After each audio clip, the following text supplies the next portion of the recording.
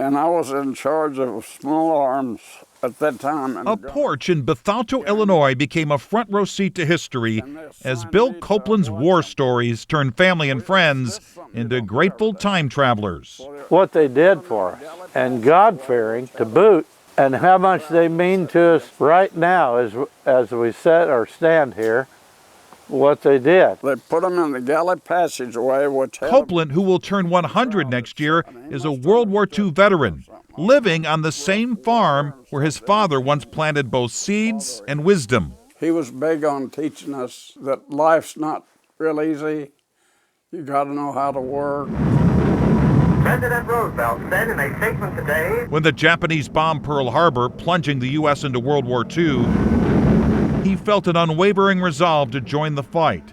A year later, his call to duty arrived with his draft papers. A short time after that, he was assigned to the USS Erickson, a destroyer patrolling and escorting other ships off the East Coast.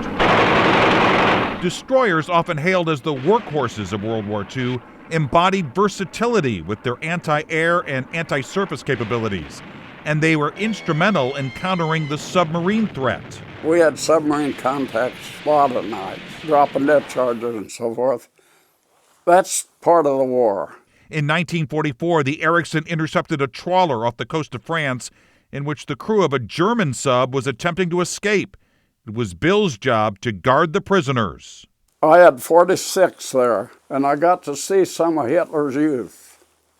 They were part of the crew, and there's one kid there that I bet he won 13. When the war in Europe was won, Copeland and the USS Erickson pressed forward in the Pacific, ultimately earning the ship 3 well-deserved battle stars in recognition of their steadfast dedication in World War II. See it, one stripe, that's when you're in boot camp. After the war, Copeland made his way back to Illinois with a friend. And we started hitchhiking. And we had both of our money added up to a little over $25. He was in church when he leaned in and shared a secret with his friend, pointing towards a girl who would become the love of his life. I said, "Hey, see that little girl?" He said, "Yeah." I said, "I think I'll marry her."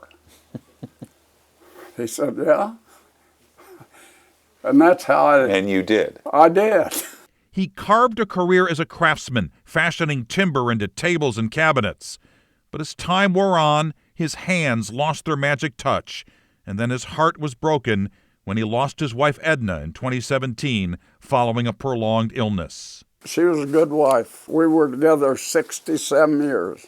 Bill Copeland's stories are a living tribute to the sacrifices made by all our veterans, which is why his recent honor flight journey held such profound significance for him. His fear is that people have just forgotten. He realized that there are people who love this country and care about it and cared about the sacrifices that were made for them. When I did go to the ship. Back on the porch, another reminder that the past for men like Bill Copeland is not just a place we visit. It's a legacy we should honor. You know, Mike, I've had a wonderful life. I really have.